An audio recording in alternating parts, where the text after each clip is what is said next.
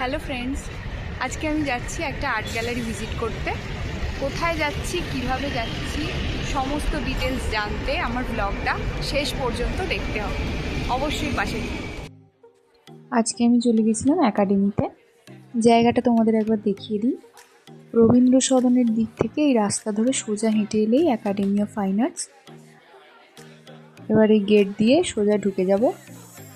তোমাদের সামনে থেকে একবার দেখিয়ে দিই একাডেমি অফ ফাইন আর্টসের বিল্ডিংটা। এই রাস্তাটা ধরে এবার আর্ট গ্যালারির দিকে যাব। আমি একদম 12টার পর গিয়েছিলাম, তো যে কারণে ফাঁকা পেয়েছিলাম।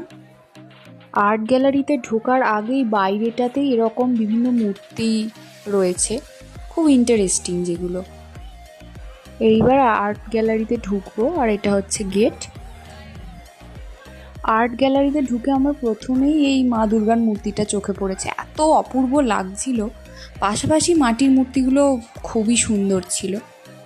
কত রকমের মূর্তি আর ছবি যে ওখানে আছে, অবশ্যই গ্যালারি, সেখানে তো অনেক রকমই থাকবে, স্বাভাবিক।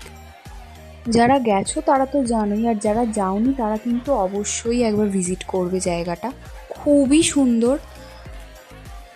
একাডেমির এই আর্ট গ্যালারি রোজই খোলা থাকে, বেলা 12টা থেকে রাত 8টা পর্যন্ত, আর কোনো টিকিট লাগে না। আর্ট গ্যালারির পরিবেশটা এতই ভালো, তার উপর একটা সুন্দর সফট মিউজিক সবসময় চলছিল, কিন্তু কপিরাইটের জন্য আমি সেটা এখানে ব্যবহার করতে পারলাম না। তার উপর এই রকম সব কাজ দেখে মুগ্ধ হওয়া ছাড়া কোনো উপায় নেই। এতই সুন্দর, আর তার এত গভীর মানে।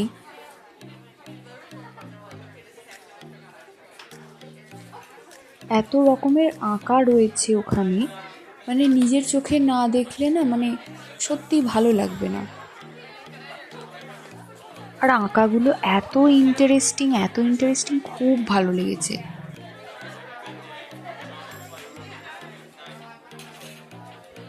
এই আর্ট গ্যালারিতে গেলে বোঝা যাবে যে কত রকমের ড্রয়িং হয় আর কত রকমের কাজ হয় হাতের।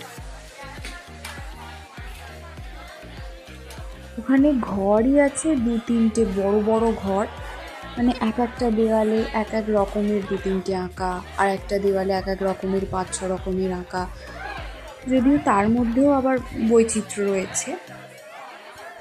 আমার আর্ট গ্যালারি ঘোরা কমপ্লিট হয়ে গেছে। আজকের মতো ভিডিওটা এখানেই এন্ড করছি।